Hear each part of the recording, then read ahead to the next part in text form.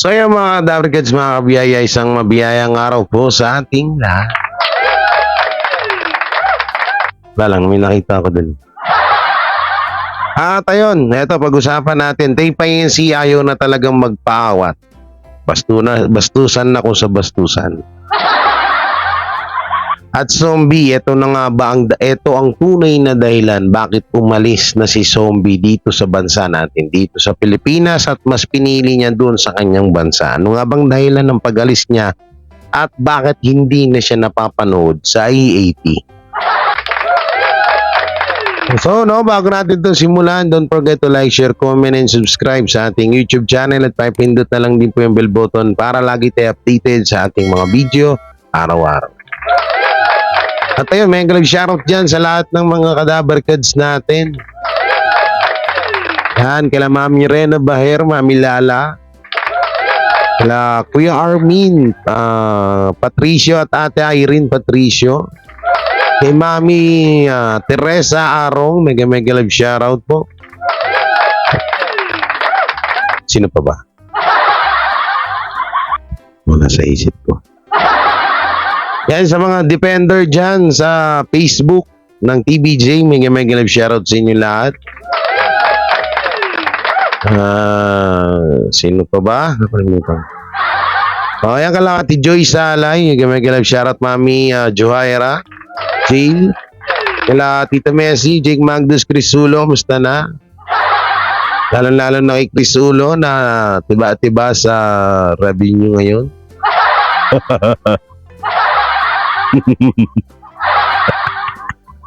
707 each. baka naman, oo.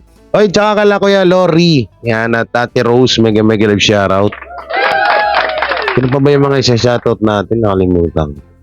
Ay, shoutout kay paring Joey De Leon, kay Bossing Vic Soto, Tito Soto. Yan, at kay Javi Manuel na apo ni Henyo Master na tuloy-tuloy pa rin sa kanyang mabuting gawain sa ating kapwa. At ayun, kami din ay mag-i-start na rin. Mamaya nga lang mamahagi na ho kami ng tulong dito sa mga kababayan namin. With Kuya Chris. Yan. Paki-subscribe po, Chris MTV. Na nandiyan sa description ng kanilang mga link. Shoutout din kaya kila Boy Sardina, si Spencer Lacale, yan, kila Real Talk Chicago. At sa iba pa dyan, yan, kala Ders TV, Ders, ano na? Asan na regalo ko, Ders? Ders, gusto nyo makita mukha ni Ders? Gusto nyo reveal natin, ha? Mag-send kayong 2.5 sa Gcash ko, re-reveal ko, dali.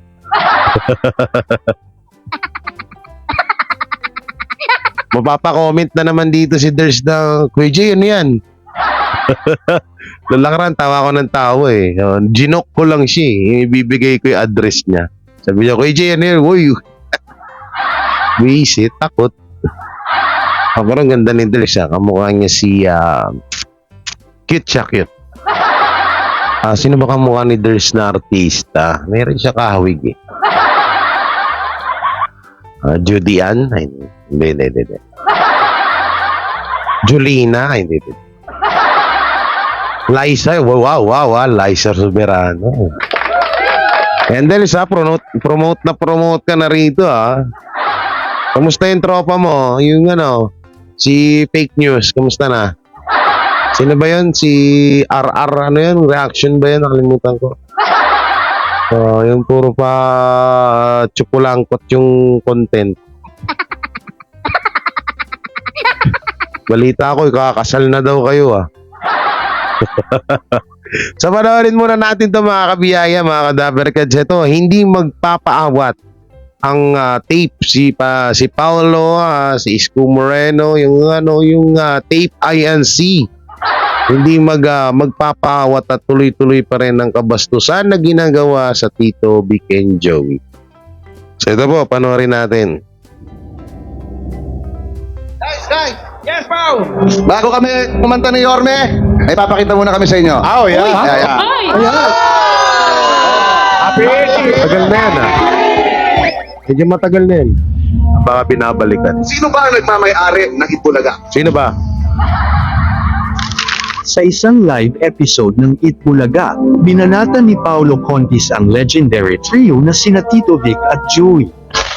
Nilinaw niya na wala ng karapatan sa titulo ang TVJ dahil sila na ang bagong host, kahit nanalo na ang TVJ sa nasabing titulo. Gaano kaya ito katotoo? Tara, alamin natin ang buong detalye. Panoorin ang buong video. Okay, bilisan mo. Ang tagal mo. Puro ka, ano eh. Mayroon naman tayong bagong chika sa inyo. Sige. Bago yan, welcome sa channel. Welcome din sa channel ko. Bastos at mayaban daw si Paolo Contis. Ito ang sigaw ng mga TVJ fans matapos ang kanyang pahayag. Pero, bakit kaya ganoon ang reaksyon ng mga netizens? Nanalo nga ang TVJ sa trademark ng Itbulaga, matapos itong idineklara ng Intellectual Property Office of the Philippines o IPOPHL. Pero, may balak pa bang ipagpatuloy ni Paolo ang laban? Hindi pa tapos ang laban, sabi ni Paolo. Ipinagmalaki pa niya ang 44 years of journey niya sa Itbulaga. Enjoy! May ads. Buset na ako, nakita pa dito sa camera ko. Paniniwala na lahat tayo ang nagmamay-ari ng Itbulaga. Iginiit ni Paolo na malinis ang kanilang intensyon na tumulong sa mga tao. Ito ang sagot niya sa TVJ, hindi po maiiwasan may mga magsasabi na wala kaming ambag, pero ang mahalaga ay lahat naman ay ginagawa namin. Ewan ko ba rito kay Paolo, puro paaway pek na lang ang nasa alam nito. Yung unang banat niya, natandaan niyo yung unang banat niya. Oh, kami na lang yung ibas nyo, wag na ang mga staff. Wag na daw yung mga staff. Samantalang hindi naman dinadamay yun. Tapos kahit ano daw mangyari, tuloy pa rin ng pagtulong, pagpapasaya. Ulit-ulit na lang, no? Oo. Sino daw nagmamayari sa sa Itbulaga? Sino daw nagmamayari sa titulo? Tayo daw lahat. Eh kung lahat pala kami, eh di may karapatan pala kaming bawiin sa inyo yan. Dahil ginagamit nyo yung hindi naman sa inyo dahil sa amin yan. Diba? Ganun lang yun eh. Napakuha tayong tubig.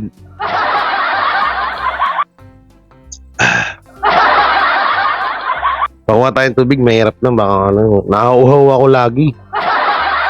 Lalo pag si Paolo Contis content ko. Oo, nakakauhaw pag si Paolo Contis eh. Di ba mga ka-Dabbercads, yung sinabi niya rito, ito nga tawa ko ng tawa dyan eh, nung napanood ko. Medyo matagal na rin yan eh. Sino ba nagmamayari ng titulong Itbulaga? Sabi ni Paolo, tayong lahat. Paano magiging tayong lahat? Ibig sabihin pala may karapatan pala kaming kunin sa inyo yan. Dahil kung susumahin mo naman ang supporter ng TVJ at supporters ng tape, eh di amak na mas marami ang supporter ng TVJ.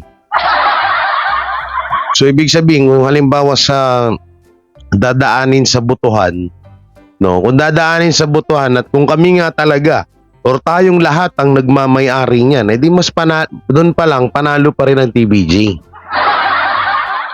Oh, minsan ewan ko sino ba writer diyan sa inyo? Kasi hindi rin nag-iisip eh, no? Mema lang eh. Sino nagmamayari sa Itbulaga? Walang iba, tayo lahat. Eh paano pag dumating yung point na bawiin ng mga tao yan kung kami nga lahat kung tayong lahat ang nagmamayari yan, eh, halimbawa daanin sa butuan. Hindi mas panalo pa rin, di amak na mas maraming follower ang mas maraming supporter ang Tito Vic and Joey kaysa sa tape. Eh, yung mga follower, yung nanonood nga daw yan, diba dati na i-vlog ko na to, yung nanonood daw dyan sa studio ng Itbulaga, ay paulit-ulit lang daw. Dahil nga daw, kapag nanood ka dyan, may 1K ka ata pag uwi mo. Eh, kahit naman sino eh.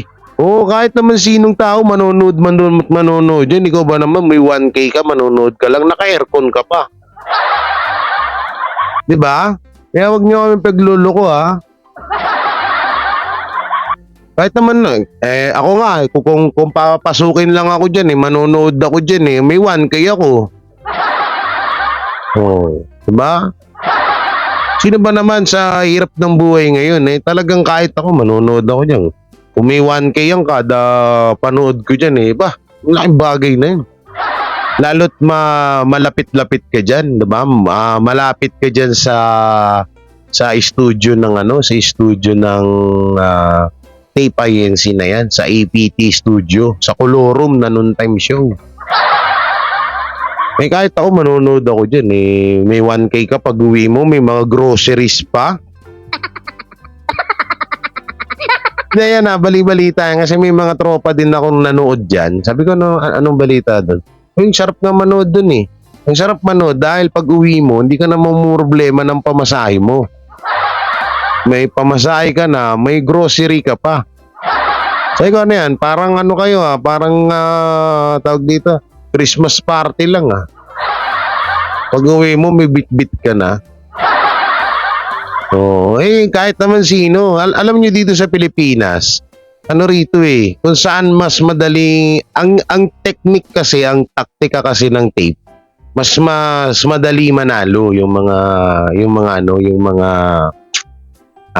mga tao. Ito dyan, yung mga QR. Yung nga lang, madali manalo, mahirap magbayad. Hindi, joke lang. Inano nila, yung sinasabi nila lagi, madaling manalo. Tsaka galante sila magbigay para tangkiligin sila ng mga tao. Nga lang, ang pangit nga lang, parang binibili mo na nga yung manonood mo. Hindi katulad sa TVJ na wala silang ganun na parang binibili nila yung mga tao para lang subaybayan sila. Tingnan nyo yung mga pages dito. Kung mag-post sa isang araw, halos 20. Napakahaba-haba pa ng mga pinagsasabi, 'di ba? Ang haba ng mga pinagsasabi, doon mahalata kung sino talaga yung mga bayaran Kami yung pinagbibintangan nila na binabayaran daw kami. Binabayaran daw kami para daw ipagtanggol ang TVJ.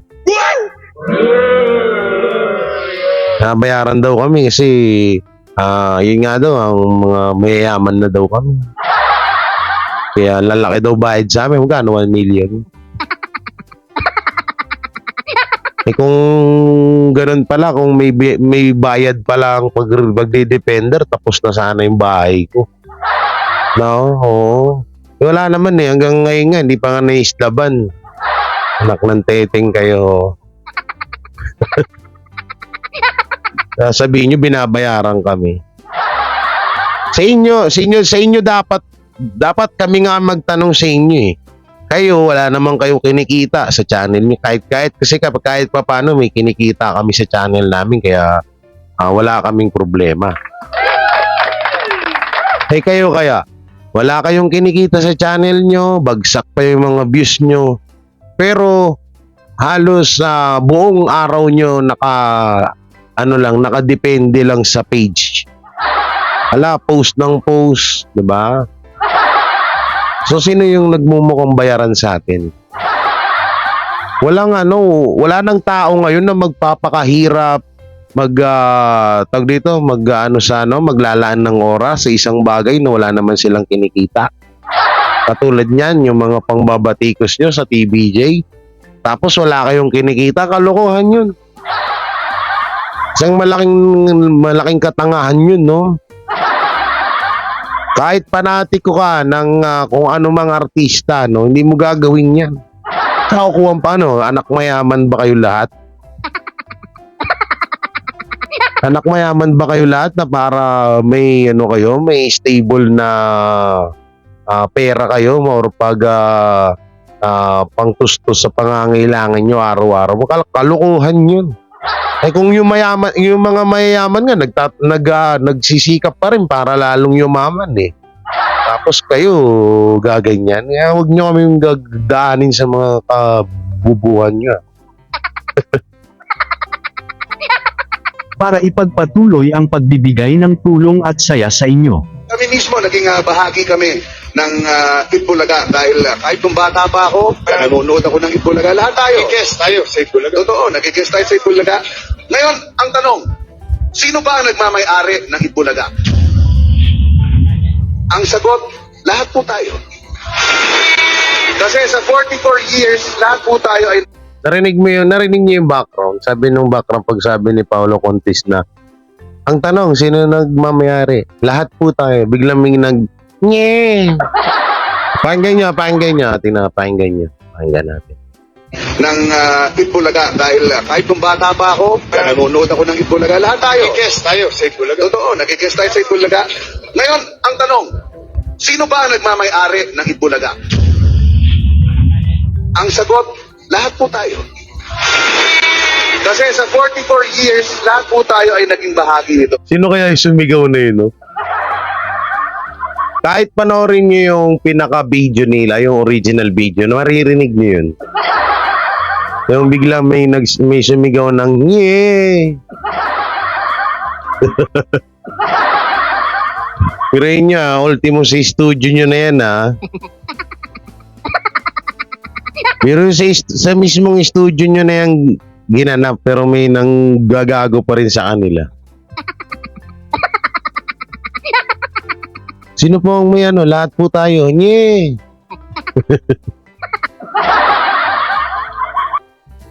Ari ng Itbulaga. Ang sagot, lahat po tayo. Kasi sa 44 years, lahat po tayo ay naging bahagi nito.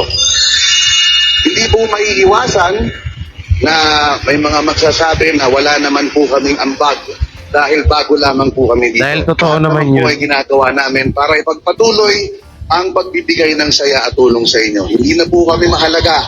Maaari pong dumating ang araw, hindi na rin kami ang nandito. Pero basta ang mahalaga ay ipagpapatuloy namin ang matagal ng hangarin ng Itbulaga. Ang magbigay ng tulong at saya. Yun lang naman po ang gusto namin. Hindi po yun mababago. Mahalaga rin po sa akin na sabihin na ang ginagawa po namin ay totoo. Marami pong nagsasabi kami ay fake. Marami nagsasabing kami ay fake Bulaga. Wala pong peke sa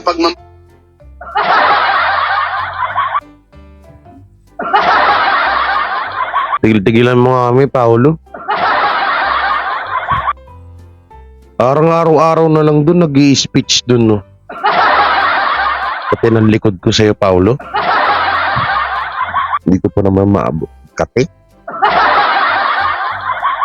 Sabi mo, Paolo, na-allergic na ako sa'yo. May mga kaagaw na rin dito. So, no? Hindi, mapansin ko lang mga kadabarkads dun sa studio nila.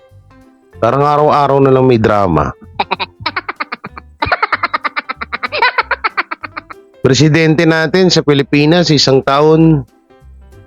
Tama ba? Isang taon, isang beses, no? Oh.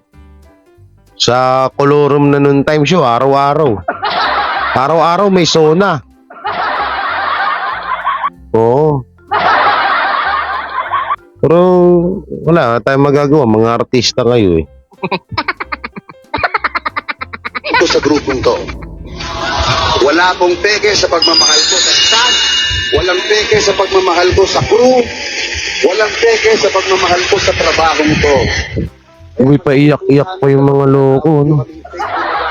Dahil wala pong fake sa ginagawa namin, sa ngiti na nakikita namin sa mga tao. Okay? Wala po.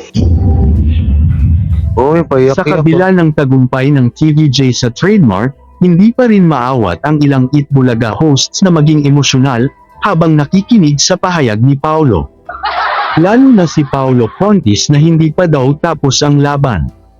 Bagamat nanalo na ang TVJ sa nasabing trademark, patuloy pa rin niyang binabanatan ang legendary trio na sina Tito Vic at Joey. Kamakailan, marami ang nagtatanong kung hanggang kailan pa ang kontrata ni Paolo Contis sa Itbulaga ng Tape Incorporated. Sabi nga ng ilang mga eksperto, nahihirapan na raw ang Itbulaga makipagsabayan sa EAT noontime show ng TVJ. Ine-explain niya kung bakit pinangunahan ng EAT ang noontime show contest at paano nila nakuha ang loyalty ng kanilang audience. Ayon kay Joey Garcia, may sariling fanbase na binuo ang TVJ hosts, at ito ang nagtutulong sa kanila na mapanatili ang mataas na ratings. Sa post ni Garcia, binanggit niya ang malawak na target audience ng TVJ Noontime Show, at kung paano ito nakakakonect sa karamihan sa atin. Pero ayon kay Garcia, tila may identity crisis ang Itbulaga. Ipinapakita niya ang mga posibleng dahilan kung bakit nahihirapan ang rebranded version ng Itbulaga. Saad ni Garcia, ang identity crisis daw ay nagiging delikado at natural na bababa ang ratings kung hindi ito maresolba. Ngunit hindi lang ito ang dahilan ng pagbagsak ng ratings sa Itbulaga. May mga kontrobersyang kinasangkutan si Paolo Conti. May ads na naman, buwisit. Alam naman namin na naghihirap na ang ano. Kahit di naman, naku, alam na namin, kabisado na namin. Hindi talaga, syempre, ang ginagawa na lang kasi talaga ng tape, hindi sila nagpapakahalataan naman. Kita mo, araw-araw na nga sa mga vlogger nila, number 1 sila. Diba? Alam naman na namin yun, matagal na namin alam yun na talagang yung pera na nga lang na umiikot dyan sa show na yan, pera na ng mga halusos yan, hindi na pera ng show. Maaaring pera ng show dahil malaki naman talagang naging pondo niyan nung nandyan pa yung Tito Vic and Joey. Pero kung halimbawa umabot man ng mga ilang taon yan, eh hindi rin naman tatagal at nauubos din ang pera ng halusos, ha. Oo, hindi naman habang buhay sobrang yaman ng mga yan. Oo, pero mauubos yan sa mga talent pa lang niya, sa mga artista, magkano mga talente niyan. Si Paolo Contis, hindi naman papayag yun, kaya nga may pa banat-banat na yun sa Tito Big Enjoy dahil malaki yung pera na binibigay dyan or pinapasahod dyan eh. Sa tingin nyo ba sisirain niya yung karir niya kung hindi dahil malaki sahod? Malaki sahod dyan kaya hinahayaan niya lang yan. Talaga sinasadya niya yan. Oh, so huwag na natin to alam naman na natin yun eh. Namumulubi na ang TPINC. Wala man nanonood tapos mataas ang ratings. Ano bang yun? Ano bang klaseng yun? Oh. Inana na ako nito anong pangalan nito? Binlock na pala ako. Binlock mo na ako Akala mo dito hindi mo ko mabablock. Oo, eto, ano bang pangalan nito? FW Secret. Raul, binlock mo pa ako, kala mo di ko na mapapanood Magawa-gawa kasi kayo ng mga fake news ngayon. Hindi nyo matanggap pag binubulyawan ko kayo. Mga data na lang tuloy ako. Nasaan na yung kay Zombie? Eto nga daw, Ito maraming rito yung kay Zombie, yung pag-alis si Zombie sa bansa natin. Una-unahan ko na kayo, mga kadabar kads, mga kabiyaya sa lahat ng mga kapanood ditong video na to. Kung ano man yung dahilan ng pag-alis ni Zombie dito sa Pilipinas, ay labas po doon, labas po doon ng Tito Vic and Joey. Nasaan na yung kay Zombie? Ako mukhang binura. Binura niya na yung video. Oo. Wala na binura niya yung video kay Zombie kasi sabi ko na nga ba eh. Wala na kasi ito tignan nyo mga kadabar kids. Yan pinindot mo to. Not found na. Not found na po yung video. Not found na. Siguro baka natakot ma-mash report to. Pero dito, yan may kita nyo. Yan yung video niya. Ito pala ang posibleng rason ng pag-alis niya ng bansa. Hindi ko lang i-download. Yan, may kita nyo. Ang kwento kasi dyan sa video na yan, parang pinapalabas nung vlogger na dahilan daw ay Tito Vic and Joey. Ako alam ko kung ano ang dahilan ng pag-alis ni Zombie sa Pilipinas. Kung bakit hindi na rin siya mapanood sa EAT. Alam ko ho yan, promise. Kaya kung ano man yung napapanood ko na about kay Zombie, tapos yung mga kuno-kuno, yung mga kwento-kwento nila na kesyo ganito, kesyo ganyan, kesyo corny daw, kesyo may na magpatawa, may na mag-pick up, kaya daw pinalayas, pinaalis.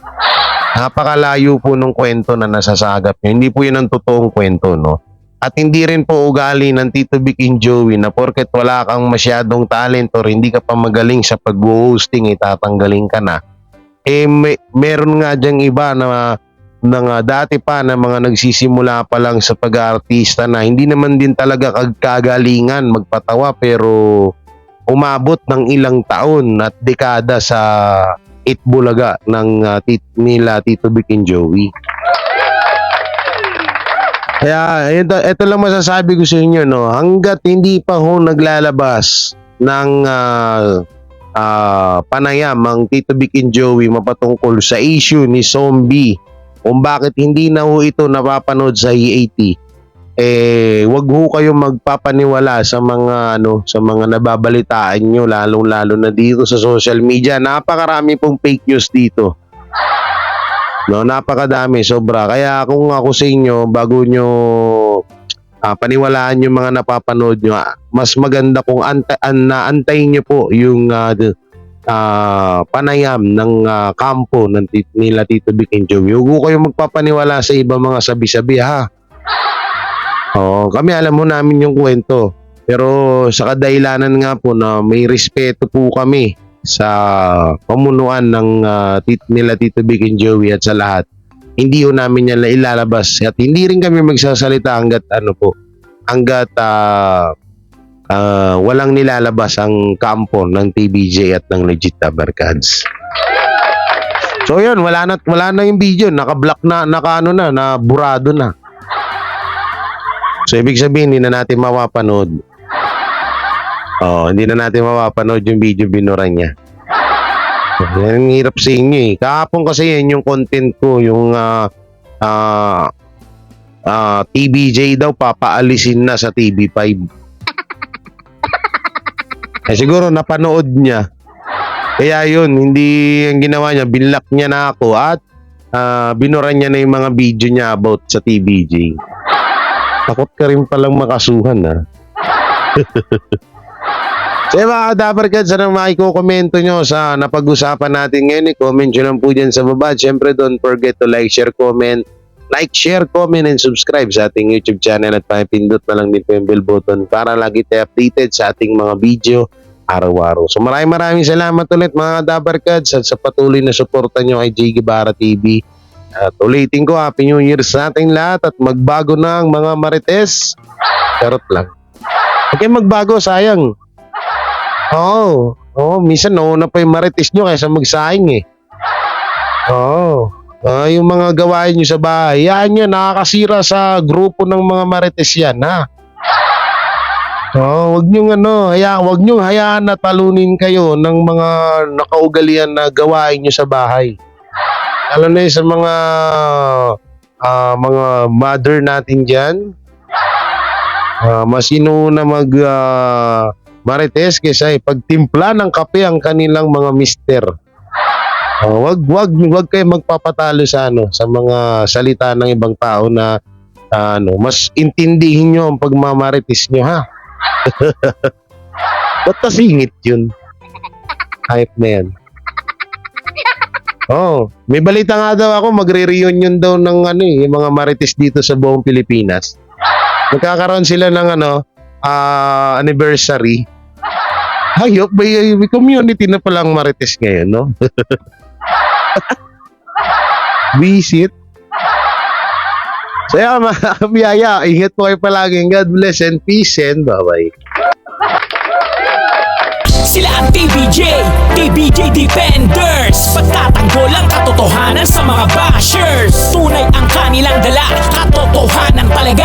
Ano mang sabihin nyo ay di yan sa kanila uubra. Mga salita nyo na di katotohanan, sila ang patunay na merong katotohanan. Wala silang kinatatakutan, basta nasa tama kanilang paglalaban. Ang TVJ ay kanilang susuportahan. Sila ang defenders na laging nasa likuran. JD Barra, Jake Magnus, Chris Ulo, Tita Messi, sila ang nandyan